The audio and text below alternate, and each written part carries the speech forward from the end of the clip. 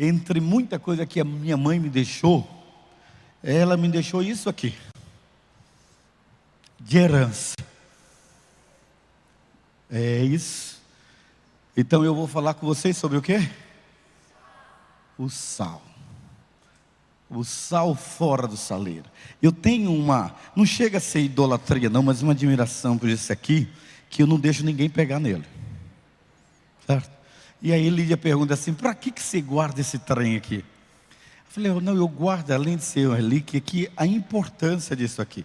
Ele é pequeno, né? Um recipiente pequeno, mas o conteúdo que tem dentro desse recipiente pequeno muda muita coisa, dá sabor, né? É um dos condimentos mais importantes, ou mais precioso, que nós temos dentro da culinária mundial. E Jesus pega esse elemento para nos fazer um desafio de vivermos uma religiosidade ortogada pelo poder de fazermos diferença. Agora você perceba aqui, o saleiro, aqui dentro tem o sal, mas ele faz alguma diferença? De verdade, gente? Faz nenhuma. O sal está aqui, está preso dentro do saleiro. A diferença é quando eu vou colocar e tirar o sal do saleiro. Isso faz toda a diferença. Então, quando nós vamos pensar nesse contexto, a gente vai falar de algo muito peculiar, que é estilo de vida, razão de viver, filosofia, idealismo, mas também pragmatismo, imposição de um paradigma pela experiência, de ser o que era, independente daquilo que dizem de você ser. Então nós precisamos cuidar nisso, não é? As grandes revoluções, os grandes movimentos se deram em função da pessoa descobrir a razão do seu existir e levantar uma bandeira para militar dentro desse conceito. E aí eu quero desafiar vocês a ler o texto que está lá em Mateus capítulo 5, versículo de 1 a 13. Você pode abrir a sua Bíblia aí? Mateus capítulo 5, versículos de 1 ao versículo 13.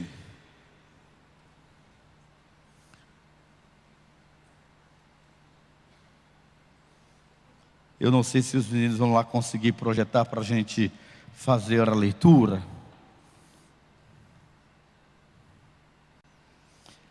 Eu vou fazer a leitura da versão NVI, Mateus 5, versículo de 1 a 13. Diz assim, vamos lá. Vendo as multidões, Jesus subiu ao monte e se assentou.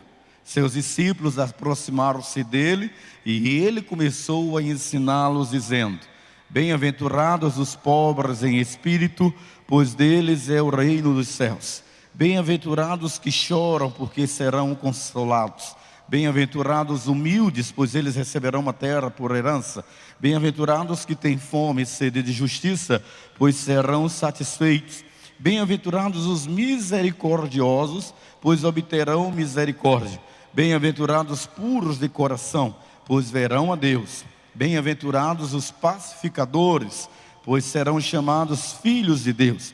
Bem-aventurados os perseguidos por causa da justiça, pois deles é o reino dos céus.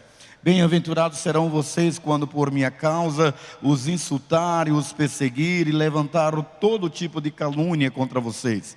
Alegrem-se e regozijem-se, porque grande é a sua recompensa nos céus, pois da mesma forma perseguiram os profetas que viveram antes de vocês. Vamos ler todos juntos o versículo 3, vamos lá? Vocês são...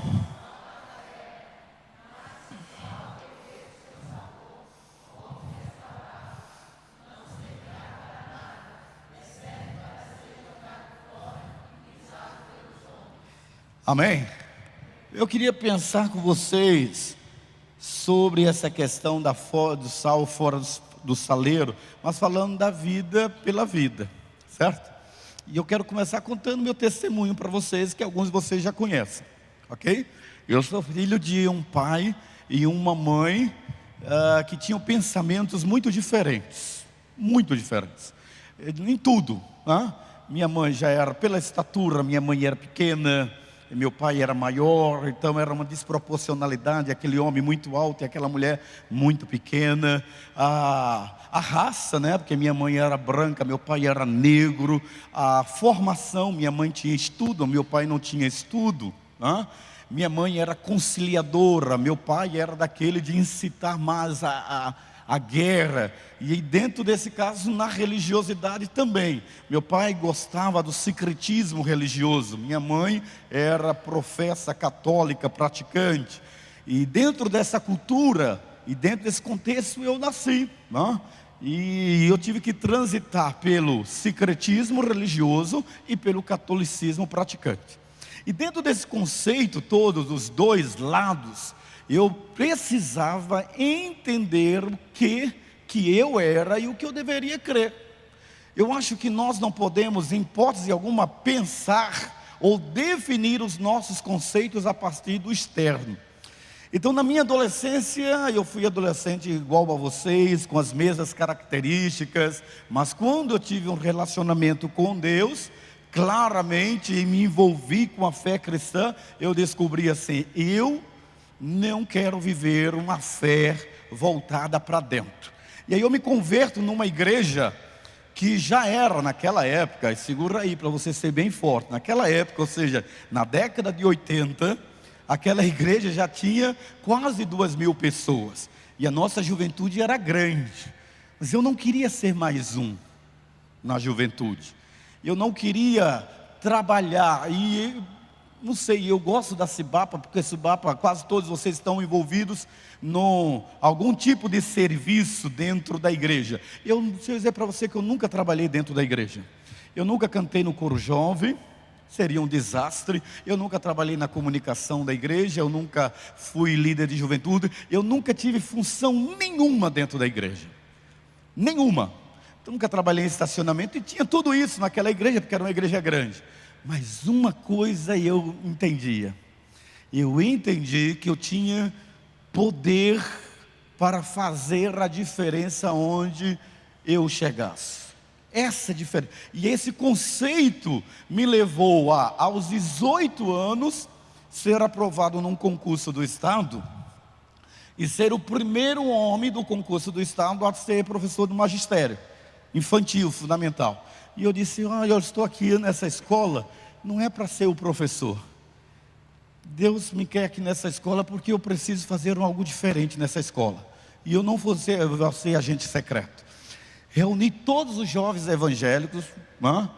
E disse: vamos começar um movimento que hoje a gente está chamando de Move Up, né? Nas escolas. Eu comecei sozinho na escola. Escola de primeiro e segundo grau, ministro Marco Maciel. Comecei a fazer nos intervalos da aula grupos de estudos. E aí o diretor da escola viu aquele jovem professor do ensino fundamental, naquela época chamava terceira série, e disse assim: cara, deixa eu falar uma coisa para você. Só pode ser professor de ensino religioso quem faz o curso da arquidiocese. E eu sei que você era evangélico, mas você não quer fazer esse curso? Eu pensei assim: tá aí, esse é o meu negócio. Quero fazer o curso. Fiz o curso. No meio daquela turma toda, o arcebispo me chamou e o arcebispo disse assim: eu sei que você é evangélico, mas eu tenho um respeito muito grande pela linha batista. Eu sei que vocês trabalham com princípios, e por trabalhar com princípios, vocês são um povo ético. Se eu não fosse católico, eu seria batista. Aí eu brinquei com ele: mas ainda dá tempo, né? Aquele homem me deu autorização e durante 2 anos eu fui professor de ensino religioso dentro daquela escola, formando grupos de estudos bíblicos nos turnos, manhã, no turno da tarde e no turno da noite. Aos 19 anos, aos 20 anos, eu então entendi que eu queria mais. E aí eu fui para o seminário me capacitar, e quando meu pastor me perguntou assim: você quer ser pastor? Eu disse: Deus me livre, pastor. Não quero ser pastor. Eu quero me capacitar para continuar o que eu estou fazendo. Eu quero que vidas sejam impactadas com a minha vida. Você está entendendo isso? A pergunta que eu quero fazer para você é: você tem esse princípio de impactar vidas. E como que você vai impactar? Você pode impactar de várias formas. Você pode impactar com o seu modismo. Você pode impactar com as suas colocações filosóficas. Você pode impactar com o seu estereótipo, com o seu biotipo, com a sua estrutura adotada. Você pode chocar, e tem gente que choca, né? Não, eu quero chocar, eu quero ser diferente. Mas tudo isso passa. O que não passa é as vidas que você vai marcar. Recentemente eu estive na Paraíba, eu estava andando no calçadão do centro de João Pessoa, e aí veio uma mulher correndo atrás de mim. Você é o Valmir, né? E eu disse assim, sou. De onde eu que conheço? Você deu aula lá no Grotão para mim, e eu agradeço a Deus pela sua vida, porque eu me tornei uma cristã por seu intermédio. Eu não fazia noção nenhuma quem era aquela mulher. Eu não lembrava de jeito nenhum, mas eu só lembrava de uma função. E a função que nós temos aqui é que, se você ler Mateus capítulo 1, o capítulo 5, do versículo 1 ao 12, você vai começar Jesus focando as qualidades, os valores, as virtudes do povo de Deus.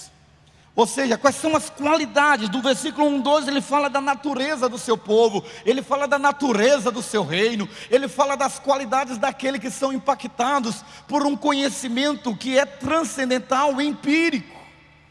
Religião não muda ninguém, e nós sabemos mais do que nunca, essa é a verdade. O que religião faz? Quem são as pessoas que são atraídas pela nossa religiosidade?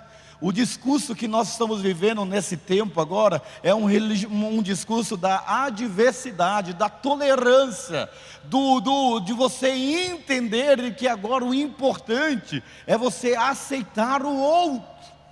Só que Jesus chega no versículo 13, ele não fala isso. No versículo 13 ele fala da influência do povo e do povo do reino de Deus. Ele não está falando de religiosidade, ele não está falando do que você canta, ele não está falando do que você lê, ele está falando do seu estilo de vida. Por que eu frequento a Movem? Por que eu sou cristão?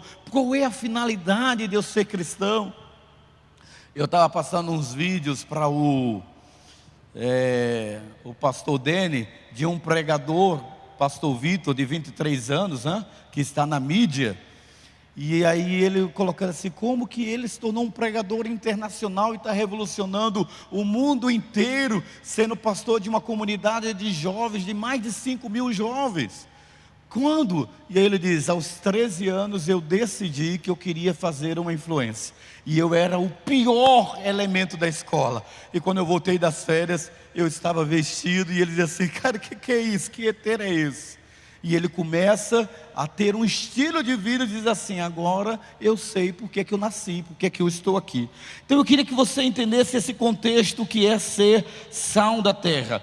Se você notar que Jesus vai se referir ao sal da terra, qualquer um pode desejar participar do movimento, mas nem todo mundo entra no adjetivo, na qualidade de ser sal da terra. Porque ser sal da terra é uma decisão não divina, é uma decisão minha e sua. Sou eu e você que decidimos que tipo de evangelho, que tipo de cristianismo é que eu creio, que tipo de cristianismo eu quero passar adiante, qual é a minha vivência, qual é o meu legado, o que é que eu quero compartilhar. Não é fácil, mais do que nunca agora, eu estou no meio acadêmico lá para viver a vivência de vocês, e eu vou dizer uma coisa para vocês, era assim, falei, meu Deus do céu, como é difícil ser sal da terra nos dias de hoje. Não é fácil, de jeito nenhum. Na faculdade que eu estou frequentando lá, que ainda não tem um Move Up lá, mas a verdade assim é que eu tenho dezenas de companheiros de vocês naquela faculdade, mas o nosso poder de influência é fraquinho naquela faculdade. O que me surpreendeu quarta-feira tivemos uma palestra sobre ética e diversidade ali no auditório de São Francisco. Aí sim um camarada se levantou e ele pediu para cantar. Aí eu falei, cara, eu estou envergonhado, eu não acredito que ele vai cantar não. Ele vai cantar. E aí eu comecei a olhar e falei assim: meu Deus, será que se ele me chamar para cantar vai ser um desastre? Vai ser uma marmota aqui. E ele disse: quantos de vocês aqui conhecem Raridade? Eu vou cantar essa música, eu quero cantar com vocês. Naquele auditório eu falei assim: esse aí sabe quem ele é. Ele sabe quem ele é. Ele não está querendo dar uma indumentária, fantasiar a sua fé. Ele simplesmente está dando sua cara a tapa. Agora seja forte, querido. Ser cristão é dar cara a tapa numa sociedade que relativizou tudo, e você vem com seus verdadeiros, as suas verdades absolutizadas. E nesse contexto Jesus está falando: se sou sal da terra, você precisa decidir ter características diferenciadas. E as características diferenciadas, elas não vêm porque você está no pequeno grupo, porque o pequeno grupo é onde você reacende. No pequeno grupo você reacende a sua bateria, você reativa um dispositivo afetado. No pequeno grupo o pequeno grupo é o lugar da descarga elétrica, porque na verdade o seu campo de atuação não é no pequeno grupo, é fora dele, aonde você consegue realmente sair do saleiro. Sabe o que é o saleiro? O saleiro é o seu pequeno grupo. Está tudo bem porque você está no pequeno grupo? Não está não. Porque o sal dentro do saleiro, ele não tem nada. É tudo sal. Agora vai com o sal, cara, aonde precisa de sal. E aí esse conceito que Jesus está dizendo é o seguinte: não, eu estou aqui. Eu sou cristão, mas ninguém precisa saber. E eu separo minha vida acadêmica da minha vida financeira, disso e aquilo. Eu não posso misturar isso. E não pense que eu não sinto isso na pele, né? Eu tive um professor no semestre passado, e aí ele era da primeira igreja. E a turma, como eu migro em alguns turnos, né, alguns períodos, porque não tem uma turma certa. E aí ele entra lá e me reconhece. E a turma novata não sabia de maneira nenhuma que eu era pastor, porque eu caí lá de paraquedas, né? E aí ele entrou na cela e disse: pastor Valmir! Aí todo mundo olha: pastor? E aí começa aquela sacanagem, todo mundo diz: pastor, pastor! Tudo. E aí eu fui derretendo assim, ó, diminuindo assim na cadeira assim. Aí o cara perguntou: seu nome é pastor? Aí eu disse assim: não, eu sou pastor. Você é pastor de igreja? Também. Hã? A gente não gosta de rótulo, mas Deus lhe deu um rótulo: você é sal da terra. Não tem jeito. Você não pode fugir disso. Você pode até dar suas interpretações, você pode até tentar definir papéis que você vai assumir para não constranger, para não ser constrangido, mas o fato é que Deus diz: vá lá e seja o sal dentro daquela sala, seja o sal naquele lugar, seja o sal. E o sal, querido, faz toda uma diferença. Esses dias lá em casa, eu que faço a comida lá em casa, né? Lídia limpa a casa e eu que cozinho. É um pacto que nós temos. Hã? E aí eu naquela pressa toda lá, fiz um arroz, pensa num arroz bonito. Arroz lindo que o arroz ficou, gente. Aí eu quis enfeitar, eu coloquei milho, eu coloquei ervilha, né? Para fazer um arroz à la grega, né? E tal, e coloquei na travessa, mas eu não experimentei. E quando nós levamos na casa, aí ela olhou para mim, eu olhei para ela. Faltou o principal: o sal. Você pode ser bonito, você pode falar bem, você pode se vestir bem, mas querido, se você não exercer o seu papel de sal, você já viu aquele dito popular que as pessoas falam assim: que aquela pessoa ali é tão sem sal? Já ouviu falar isso? O que você acha daquela menina lá? Insossa. Já ouviu uma pessoa insossa? Sem sal. Ela não tempera nada, ela não altera nada, o contexto é totalmente diferente. O sal, querido, aponta para o nosso caráter interior.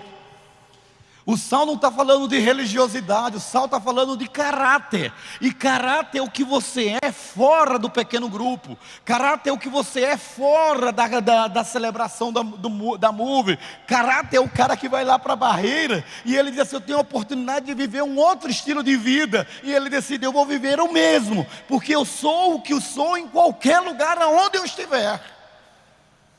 Isso é caráter. E aí nós estamos falando aqui de sal. Sal é caráter interior. E para nós entendermos melhor o que é ser sal da terra, eu queria traçar com vocês um paralelo.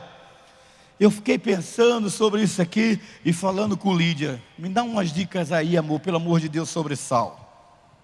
E a gente começou a pensar sobre o sal. Ele tem uma característica primordial: alterar, modificar. O sal tem o poder de influência. Se a sua fé cristã não é capaz de influenciar, você pode ter tudo menos fé. Entendeu o que eu quis dizer? Se o seu estilo de vida não influencia, você tem crença, você tem igreja, mas você não é fé. Porque Jesus diz que se você tiver fé como um grão de mostarda, você vai dizer àquela montanha: saia dali e se lance ali. A minha fé é a capacidade que eu tenho de ser influente no meio onde eu estou. Inspirar gente. E como é que eu vou inspirar gente? Agora veja, um professorzinho de 19 anos, chamando os evangélicos. E não foi fácil não, gente, olha para mim. Você pensa que foi fácil eu reunir os evangélicos? Os caras não queriam participar do culto que eu fazia, não. Falavam assim, se escondendo, não queria cantar, que história. Aí a direção me coloca como professor. E aí eu não tinha muita tática, nem muita experiência, nem capacitação. Eu fazia os alunos baixar tudo a cabeça. Baixa tudo a cabeça aí. Baixa tudo a cabeça, eu vou orar por você. E saía expulsando o demônio de todo mundo. Foi uma doideira. Mas era o meu estilo de ser. O que eu queria, literalmente, é ser alguém que influenciasse. Um pouco só de sal, querido, faz toda uma diferença na comida. Um pouquinho só de sal. Agora, quando nós entendemos isso, assim, eles devem ser o discípulo de Jesus. Nós somos chamados para influenciar pessoas aonde elas estiverem. Totalmente. Quando nós entendemos isso no ambiente do trabalho, na própria igreja, na vizinhança, em suas famílias, influenciar com a nossa convicção, com a nossa fé, mas também, querido, com a nossa intencionalidade. E eu comecei a pedir para Deus. Nós éramos 21 jovens naquela igreja, com esse desejo. Sabe quando você decide: Senhor, eu quero ser um cristão, de verdade. E aí eu comecei a fazer, você não sabe disso, né? Mas você sabe agora, né? Eu comecei a praticar judô. Fui para a aula de judô. Comprei meu kimono, entrei para a aula de judô. E todo mundo dizia que era o grupo mais violento e inacessível do Ateneu. E aí que tinha um golpe lá que eu gostava demais, que era o Osotogari. Quem faz judô sabe o que é isso, né? E aí, naquela brincadeira toda, lá, eu fui descobrindo algumas pessoas, alguns jovens que tinham crises dentro da família, porque eram filhos de pais solteiros. Eu descobri um casal, que a mãe era solteira, divorciada, e aquela mãe precisava trabalhar muito. O cara que era meu melhor,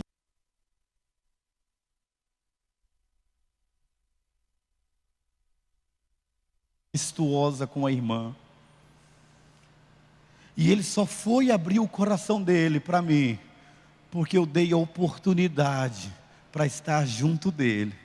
Você não sabe que todos aqueles jovens que estão perto de você, querendo chamar a atenção para ele, está querendo esconder alguma coisa. Certo? Ele está querendo esconder alguma coisa. Eu aprendi com uma pessoa muito especial, que eu gosto muito dela, e aí eu estou copiando ela, sabe? Ela disse assim para mim: pastor, o senhor sabe por que eu uso esses acessórios e tal? Aí eu disse: por quê? Ela disse assim: é porque quando as pessoas estão olhando para os meus acessórios, elas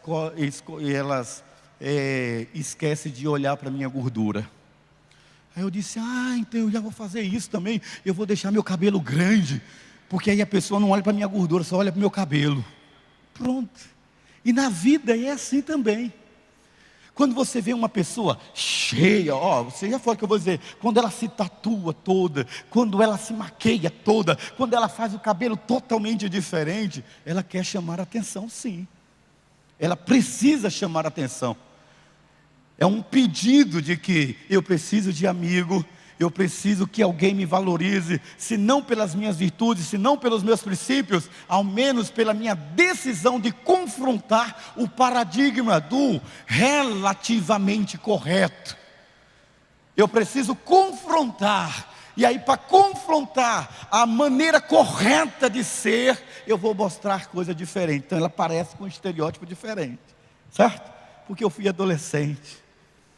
E meu pai queria que eu arrumasse, que eu ficasse todo certinho. E o meu cabelo é o cabelo duro, né? Então o que é que eu fiz? O que mais meu pai detestava, eu fiz. Eu deixei o cabelo crescer. Eu tinha um pente de ferrinho, era madeira com 4 ferrinhos assim. E eu colocava isso aqui, deixava ele crescer. Era a única forma do meu cabelo balançar com o vento.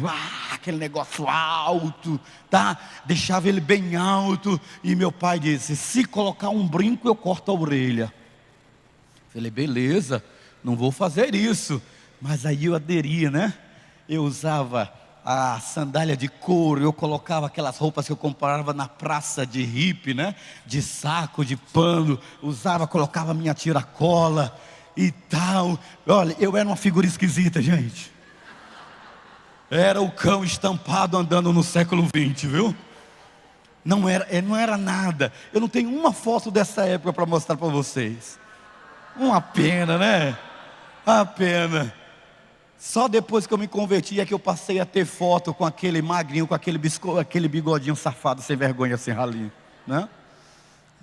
Mas nessa época eu não tinha. Por quê? Agora o que eu queria? Eu queria chocar a minha família mesmo. Eu queria mostrar que eu era da outra corrente. Havia na verdade um grito de diferença. E é assim que nós reagimos.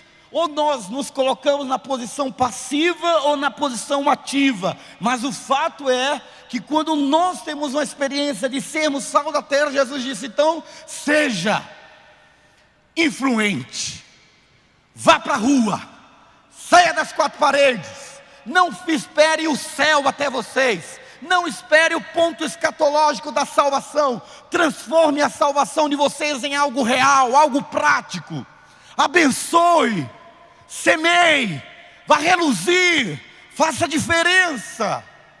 E quando nós pensamos nisso, a gente frutifica, queridos, porque nós temos uma geração arrebentada, uma geração desviada, desprovida de qualquer princípio e valor, inteligente. Aliás, nós esperávamos. Participei de um debate sexta-feira, ontem, e eu concordei com aquele especialista de direito em redes sociais. Ele disse, a tecnologia, as redes sociais e as redes sociais, para capacitar a gente, para crescer, e a tecnologia e a rede social e mais burra, porque nós temos acesso ao universo do saber com um clique, mas nós passamos a maior parte da nossa vida clicando em besteirol. A gente não acessa o Google para pesquisar, a gente acessa a rede, a vida do outro, para dar satisfação da nossa própria vida. E a gente então entra no mecanismo de alienação e massificação, de manipulação pela rede social, nos tornando uma geração retrógrada e alienada dos verdadeiros valores que nos levam a uma reflexão real da vida. O que a gente acontece é que vocês, a geração de vocês, conhecida como geração Y, é para ser uma geração do pensar, do crescer, mas boa parte de nós perdemos tempo apenas em a rede de bate-papo. Jesus olha para isso e ele disse: o sal serve para dar sabor. Gosto muito de uma comida bem temperada, gente, como eu gosto. Não sei você, mas eu gosto. Eu fiquei com o meu sogro no hospital, e naqueles 15 dias eu tinha que comer a comida que vinha para ele. Vocês não imaginam o que é uma comida sem sal. É horrível. Uma comida sem sal, querida, ela dá ânsia de vômito para você. E é por isso que Jesus diz para mim e para você. Agora seja forte que eu vou dizer, ó. Seja quente ou frio. Diga para a pessoa que está ao seu lado assim: seja quente ou frio. Agora eu vou responder para você por quê. Porque a Bíblia diz que se você não for nem quente, nem frio, for morno, Deus vai lhe vomitar da boca dele. Você entendeu isso? É que eu fui chamado para ser sal da terra. Mas no conceito de sal da terra, ele está dizendo aqui que eu preciso deixar tudo mais saboroso. Na vida de outras pessoas eu devo mostrar o caminho de Jesus, mostrar que ser crente não é um conjunto de regras, que não pode, que não pode, e sim de um relacionamento íntimo com um Deus vivo. E quando nós vamos entender esse contexto, a gente vai entender a diferença, é claro. No relacionamento, esses dias uma jovem chegou para mim e perguntou assim: pastor, eu não gosto quando o senhor prega sobre relacionamento, porque eu já sei a cabeça do senhor. Falei: então como é a minha cabeça? O senhor fala isso, isso, isso. Aí ela descreveu tudo o que eu penso. Aí eu disse para ela assim: e você acha que eu casei com quantos anos? Sei lá. Eu disse: deixa eu dizer para você, eu casei, eu ia fazer 32 anos. Eu estava no Caritó, subindo pelas paredes. Eu estava tendo visão e revelações toda noite. O anjo Moroni me visitava, era uma coisa do infernal. Não era fácil. Aí ele disse, aí ela olhou para mim assim: misericórdia, pastor. Eu falei: minha filha, eu tinha hormônio tão quanto você. E era uma ebulição, era uma doideira. Doideira. Mas eu decidi que eu ia influenciar. E eu não podia dar um mau passo. Eu não ia me relacionar com uma pessoa que não quisesse ser sal da terra. De maneira nenhuma. De jeito nenhum. Então, era diferente. Eu falei assim: não, eu quero casar também. Eu não quero, né, fazer como a pregadora Marta disse aqui, né? E algumas pessoas se identificaram. Assim, eu não quero chegar lá no céu e casar no coral dos virgens. De jeito nenhum. Né? Até mesmo porque eu já não era mesmo. Então, aí ia mentir o céu, ia mentir no céu, né? A gente não pode, né? Mas o que a gente pensou assim: Senhor, eu não quero. Então tudo na minha vida eu queria fazer sentido. Agora olhe para mim, ó. Pensa assim: um jovem pastor de 23 anos. Se eu não tivesse a decisão de ser sal da terra, você acha que uma comunidade ia me respeitar? Você acha que casais iam me ouvir falar sobre casamento com 23 anos? Com 23 anos, cara, e eu tive que mudar. Não foi fácil. Eu disse: ou eu mudo, ou eu não vou conseguir ser o que a Bíblia propõe que eu seja, um sal. Mas eu preciso sair do saleiro, porque no saleiro eu não tenho nenhuma funcionalidade, nenhuma finalidade. Só isso aqui. Sabe quanto tempo esse sal está dentro desse saleiro aqui? Quanto tempo? Hoje eu tive que fazer ele assim, ó, para soltar, e me deu um palitinho assim, para dissolver que ele tinha petrificado, né? Separando ele assim. Por quê? Porque eu não usei. E assim é você. É sal, mas dentro do saleiro, que não cumpre a finalidade e a funcionalidade para o qual Deus te chamou. E é por isso que Jesus olha e ele diz que o sal, ele precisa da sede. Querido, é tão bom quando a gente come um pouquinho de sal e dá uma sede danada e você vai beber água. E aí essa é a influência que nós devemos ter. A ter de dar sede nas pessoas. Por causa da funcionalidade daquilo que nós somos. Eu sei que vocês conhecem a história de Daniel capítulo 1. Sadraque, Mesaque e Abednego, a história diz que eles tinham entre 16 a 21 anos de idade. Dos 16 aos 21 anos de idade, muitos de vocês sabem o que é essa fase. Aqueles 3 homens, junto com Daniel, eles decidiram fazer diferença na Babilônia. Ei, olhe para mim. O ideal seria pegar você e colocar no ministério, no mosteiro de São Valmir.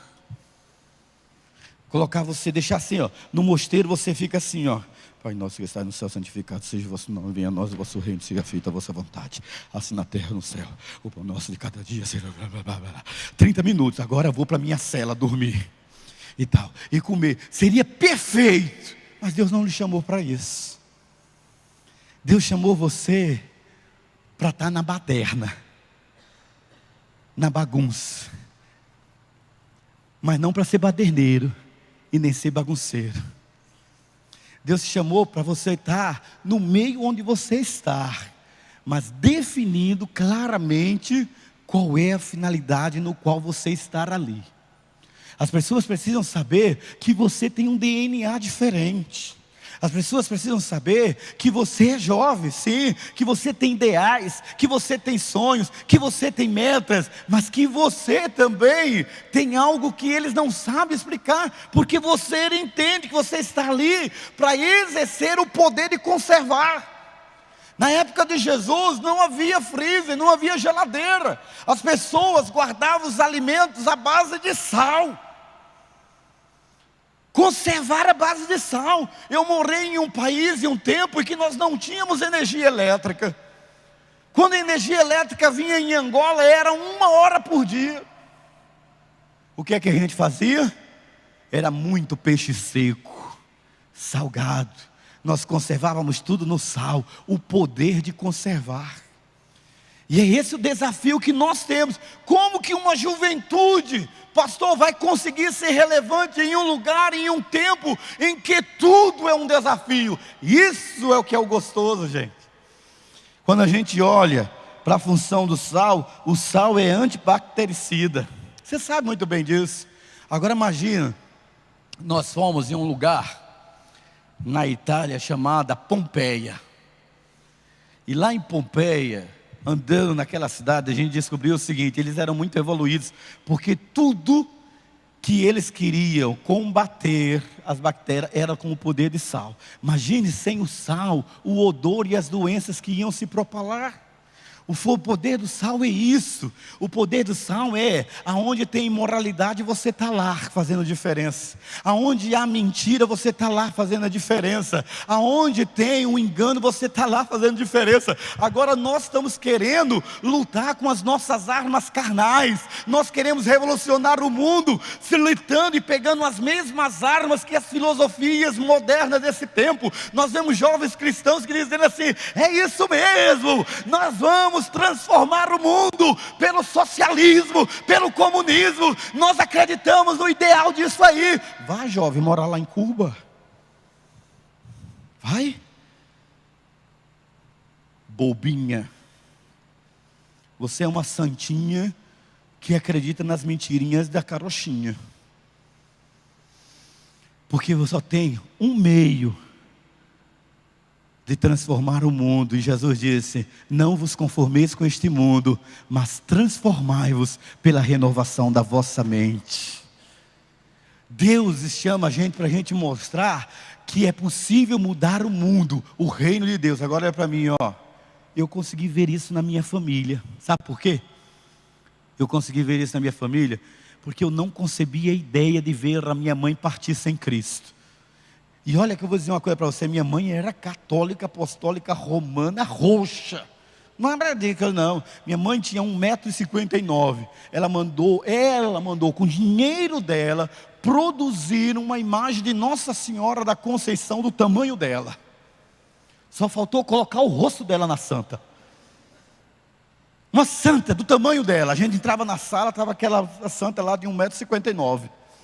6 horas da tarde, 18 horas, ligava a lâmpadazinha e o coração da santa brilhava. Como é que você vai evangelizar uma pessoa assim? É com o seu falar? Não. Se tem uma coisa que seus colegas fazem, é olhar tudo. Agora eu vou dizer uma coisa para você: o que é que os meus colegas faziam comigo.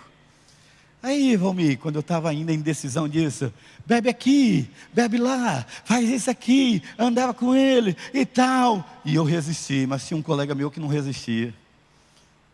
E no dia em que ele quis parar, ele não conseguiu, porque os colegas diziam assim: qual é?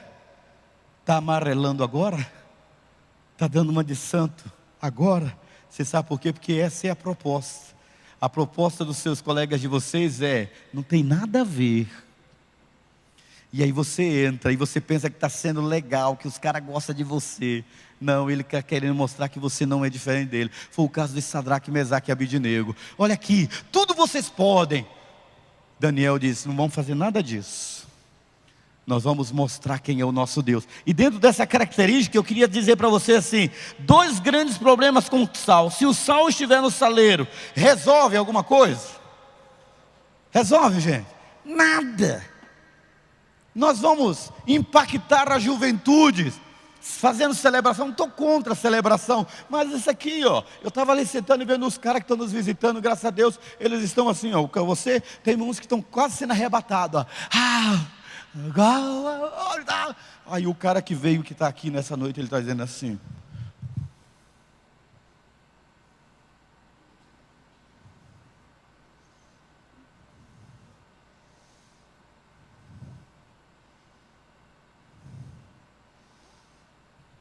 aí você começa a oração. Aí os crentes estão lá. E o cara está lá. Não faz sentido. Não faz sentido. Ele quer algo maior. Ele quer ver em que você é diferente dele.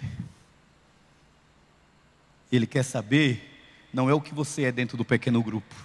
Que dentro do pequeno grupo, nós estamos até mandando fazer agora, certificado de doutor em divindade para dar para você.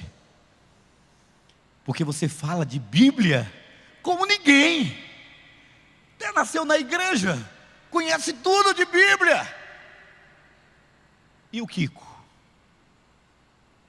E o Kiko?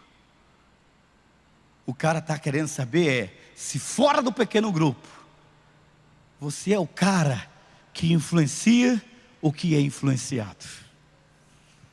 Por isso a pergunta não é o que eu sou dentro do pequeno grupo, é o que eu sou fora do pequeno grupo.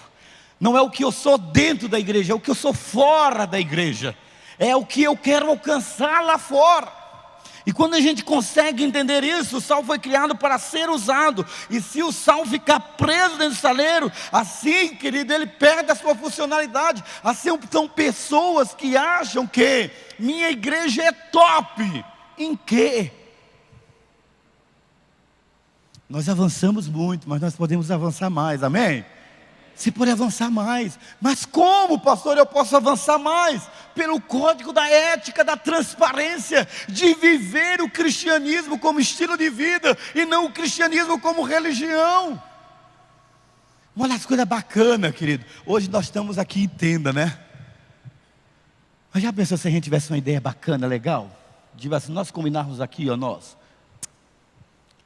Vamos vender isso aqui, gente. Vender tudo. Acabar com tudo. Vamos ser a igreja nas casas.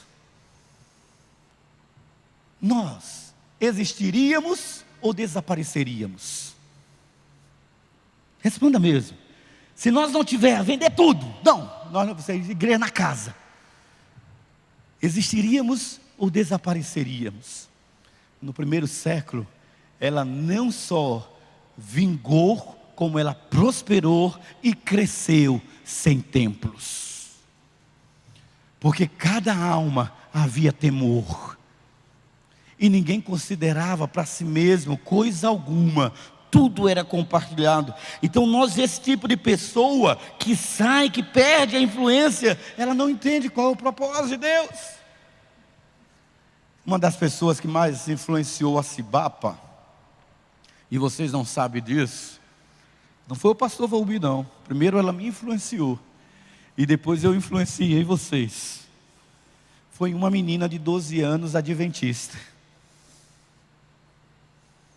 Eu estava em casa, Eu sou da era que vocês não conhecem, quem tem 20 anos para baixo não conhece essa ferramenta. Eu sou da época do Orkut. Orkut, quem teve Orkut aqui, gente? Ah, não, vocês são velhos demais, gente. Ah, não acredito. Vocês tiveram Orkut? Pois é, eu sou da época do Orkut. E aí quando eu cheguei aqui no Brasil, na época, me apresentaram o melhor provedor, o melhor site, sei lá como a gente chama, daquela época, década de 90, sabe qual era? Yahoo. Meu e-mail, valmirlidia@yahoo.com.br. Quem usa Yahoo aqui ainda? Ah, ninguém mais, tá vendo? Tá com vergonha, né? Eu sei que você usa também. Quando a gente manda um e-mail para alguém e é Yahoo, volta, né? Irreconhecível. Muda, gente, muda para Gmail.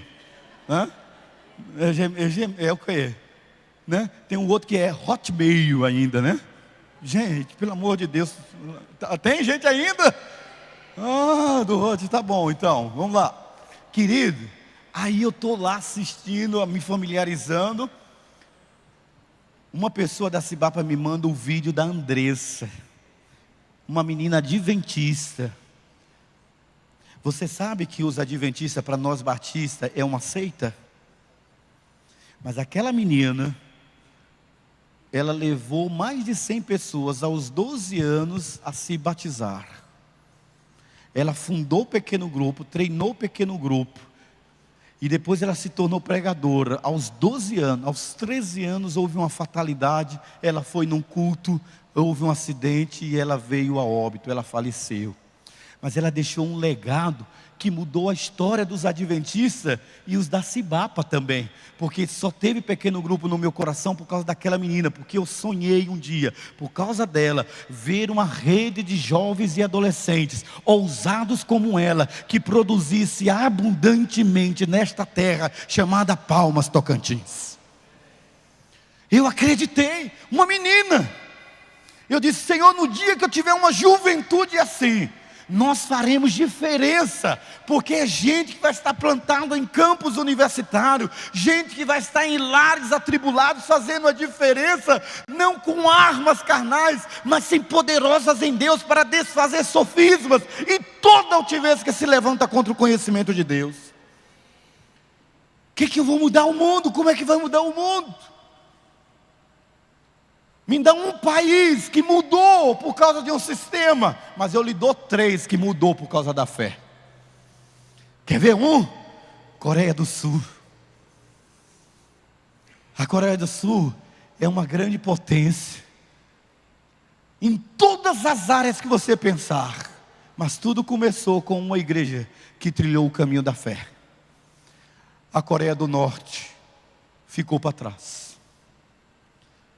Quando a gente começa a entender esse conceito, a gente diz assim, a pergunta de Jesus: e se o sal perder o sabor, pastor, como é que fica? Como é que a gente reage? Jesus fez essa pergunta, se o sal se tornar insípido, ou seja, se ele perder essa propriedade, ele não serve mais para nada, senão para ser pisado pelos homens. O sal perde o sabor, é misturado quando é misturado com alguma coisa. Aí você sabe o que eu aprendi hoje? Eu aprendi que quando você pega um sal ruim e você mistura esse sal ruim, insípido, em um sal puro, aprendi lá em Mossoró, não sei se tem alguém aqui do Rio Grande do Norte, das salinas. Você pega o sal que se tornou insípido, que perdeu as suas propriedades, você mistura novamente no bom sal, e a sua funcionalidade é restaurada novamente. Nem tudo está perdido para aqueles que perderam o rumo da caminhada, quando ele decide voltar para trás. Agora, deixa eu dizer uma coisa para você. Nessa caminhada toda boa, eu aos 19 anos, antes de chegar ao seminário, eu também vacilei. Agora seja forte como que eu vou contar para você. Pastor Dani não viveu isso não, mas eu vivi. Aí eu naquela crise na igreja, me juntei com um grupo moderno, que relativizava tudo, e aí dentro daquele conceito, e aí eu me envolvendo com eles, disse, não vou mais na igreja não. Eu não tinha pai evangélico, não tinha mãe evangélica, não tinha irmão evangélico, e eu agora tinha a turma. Lembra lá a turma do judô? A turma do judô toda era evangélica, fora aquele casalzinho que eu comecei já. Só que era uma turma de evangélica light. Sabe o que significa isso? Light. Saíamos do culto e íamos. E aí um dia eu estou lá no Yacht Clube da cidade, dançando, e eu era bom de pé, viu gente? Bom de pé. Dançando, na minha época era lambada. Qual é o preconceito, gente? Estou lá dançando, arrebentando, de olho numa galega, porque eu sempre gostei das galegas, as morenas eu dispensava. Para ser atraída, eu me atraí para a pessoa, a morena tinha que atingir o cabelo de água oxigenada, né? Então lá, virar loura. Aí, estou dançando lá, achando que eu estava abafando, mas quando você é selado para ser sal, é por isso que muita gente vive um dilema dentro da igreja. Quando você é selado para ser sal, você não consegue mais ser lá de fora, não. Não consegue. Você pode até tentar. Mas eu não sei você, mas quando eu chegava em casa, da bagunça, e eu deitava lá, ó, chegava no lugar, deitava.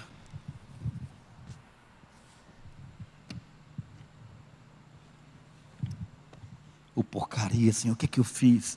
Que merda eu dei. Não dormia. Sentimento de culpa. Sabe? Você já se sentiu assim? Eu senti, estava fora do centro da vontade de Deus.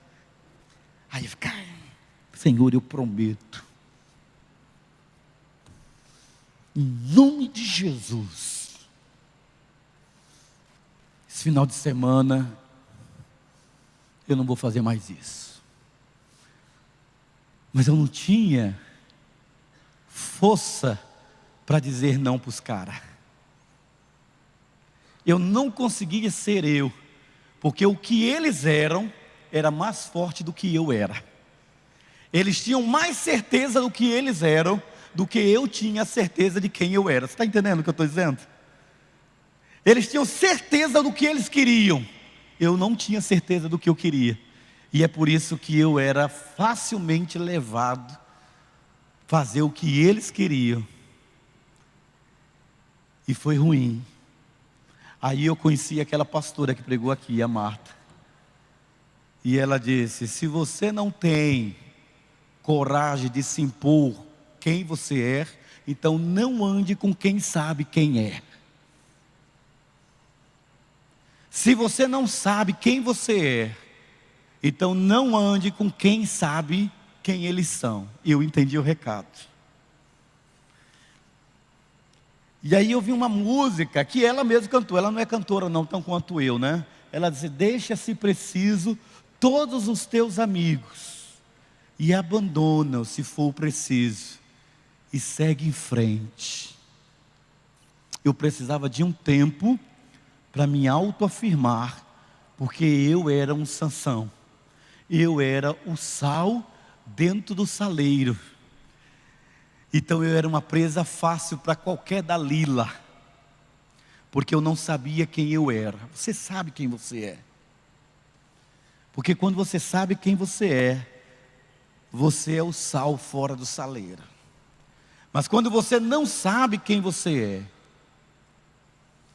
é o sal dentro do saleiro.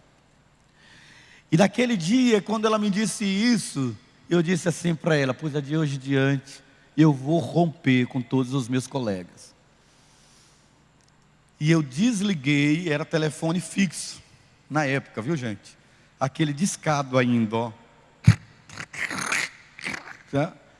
E minha mãe gritava para cima, minha mãe falava muito alto, minha mãe dizia assim, mami, telefone! Aí eu gritava, diga que eu não estou. E ela dizia, e crente mente? Não, mãe, diga que eu não estou disponível. Aí ela olhava para mim e dizia, ele não está. E a semana toda os caras ligando, porque eu era bom de animar a turma. E todo mundo foi entendendo que eu estava dispensando-os. E minha mãe, que não era evangélica, disse assim para mim, gostei meu filho, Me diga com quem tu andas e eu digo quem tu és. É isso aí. Beleza. Um dia, um colega meu disse para mim assim: cara, você sumiu da roda, o que é que houve? E aí eu disse para ele assim: é que agora eu sou crente. Aí você não era? E eu disse: não, eu não era. Quando Jesus está entendendo isso, ele precisava voltar a ser sal, voltar ao primeiro amor, voltar a impactar. E quando eu decidi fazer isso, eu selecionei as pessoas com quem eu ia andar. Você está entendendo o que eu estou dizendo? Eu selecionei. E agora pasme, aquela turma minha da igreja começou a me rotular de santarrão, de alelueiro. Só que eu entendi que Deus tinha um propósito na minha vida, e o propósito de Deus para você, para a gente terminar aqui é: sei que ainda nós vivemos em um mundo terrível, e que nós vivemos constantemente sob a influência de muitas coisas, principalmente a mídia, a sociedade, os maus costumes. E o fato é que nesse mundo, você creia ou não, nós vivemos um mundo jaz no maligno. E assim como a Babilônia queria furtar o brilho da juventude daquele jovem, o mundo também quer furtar o brilho da juventude de vocês. Eu não me arrependo de ter chegado até aqui e vivido esse tempo com Deus. Cabe a mim, cabe a você decidir: ficarmos no saleiro ou sairmos dele.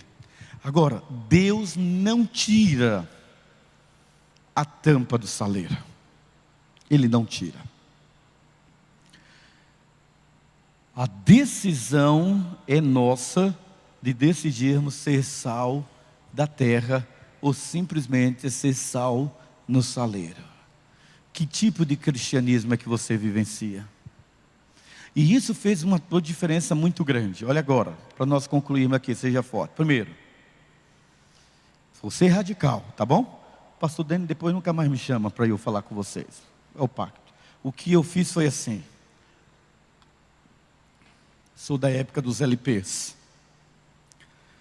Meus pais não me viam ouvindo música evangélica, porque eu amava os meus LPs do grupo Dominó, dos Menudos, certo? De Luiz Caldas, da Lambada, certo? E aí eu tive que pegar aqueles LPs todinho e fiz uma decisão radical. Isso aqui me impede de ser sal da terra. Não deveria me impedir, porque a salvação é pela fé. Mas essa cultura me aliena de eu gastar tempo com aquilo que fortalece e revitaliza a minha fé. Primeira coisa. Então eu fui tirando tudo. Segundo, eu decidi ler a Bíblia de verdade. Ok? E eu tinha um Walkman. Quem teve Walkman? Ah, gente, eu sou jovem, né? Até o Augusto teve Walkman, né? Então, eu coloquei meu Walkman, comprei Novo Testamento gravado por Cid Moreira. Ok?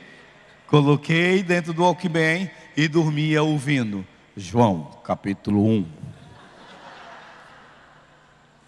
Decidi ouvir a Bíblia dormindo. Eu precisava me realinhar e reeducar. Comecei a ouvir a Bíblia dormindo, comecei a separar a oração, ler a Bíblia. Comecei a fazer algo que não era normal para um batista: acordar cedinho, 5 horas da manhã, antes de ir para o trabalho, para fazer um momento de oração. Eu comecei a dizer: eu preciso alimentar a minha alma. E quanto mais eu alimentava, mais eu percebi mudança, e meu pai começou a perceber mudança, minha família começou a perceber mudança, meus companheiros, amigos começaram a perceber mudança, todo mundo, e as pessoas começaram a perceber o poder de influência que o sal tem. O que você faz para que você possa reativar o poder de sal que é você, segundo o coração de Deus? Deus não quer que você seja só membro da Cibapa, só membro de um pequeno grupo. Deus quer você em uma função fora do saleiro. Amém? Quero convidar você a ficar em pé.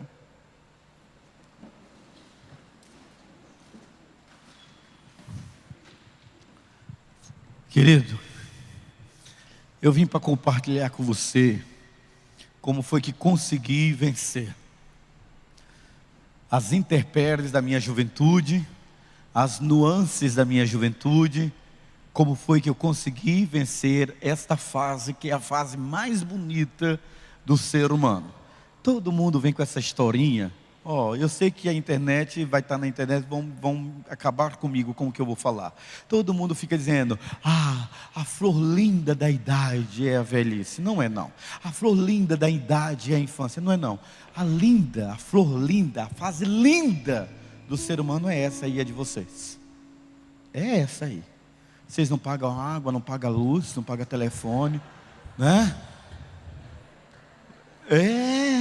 Vocês não têm que fazer declaração de imposto de renda, né? Trabalhar e pagar 4 meses para a receita. Essa é a fase que a cutis, né, mulher? A cutis está tudo esticada, não precisa colocar botox, né? Nenhum dos meninos estão careca.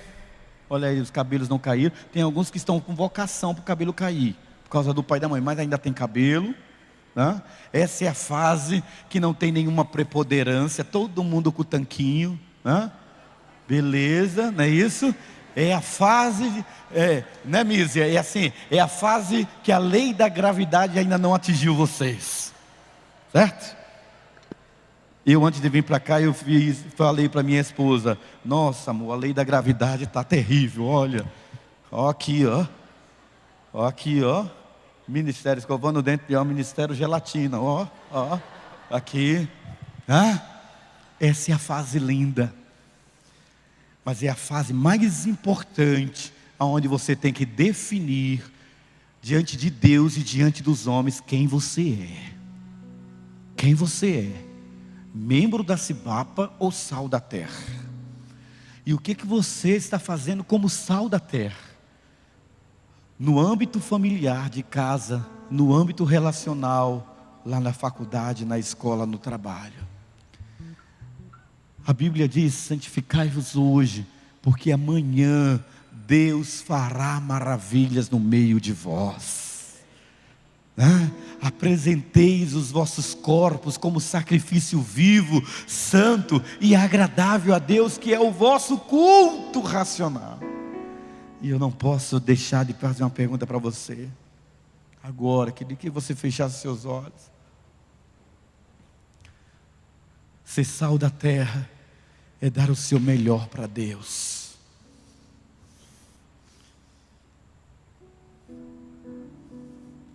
Ser sal da terra é apresentar o seu corpo como sacrifício vivo e santo e agradável a Deus.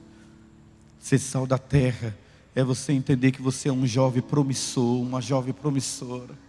Ser sal da terra é você ter o direito de erotizar-se e decidir pela santificação.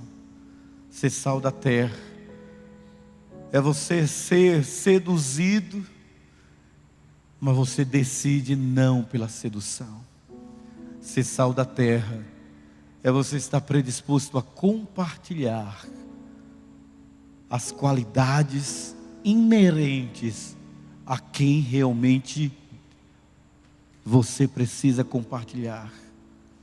Aquele que ainda não descobriu o propósito da sua vida. Deus lhe chamou para ser um agente de transformação. Deus lhe chamou para você viver um tempo de reconciliação com Ele. E eu quero desafiar você nisso. Desafiar você a dar a sua juventude para Deus. Com quem você vai casar, com quem você vai namorar, que curso você vai fazer. Isso é o mínimo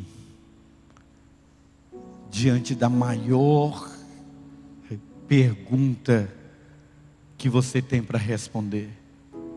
Você aceita ser sal da terra?